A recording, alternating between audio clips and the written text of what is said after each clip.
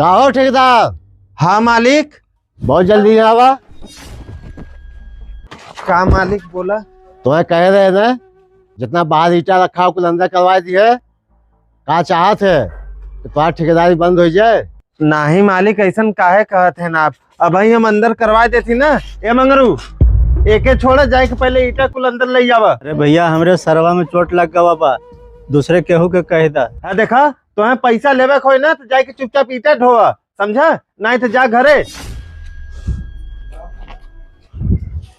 अच्छा ही बतावा, एक हफ्ता से हम देखे थे, जब आए थे तब कुल मजदूर काम कर रहे थे, इन काहे बैठी रहा थी यहाँ पे? नहीं मालिक, ऐसा तो कोनो बात नहीं हो।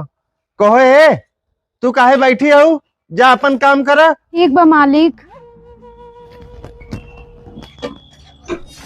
चला हमें का पैसा तो नहीं देवे।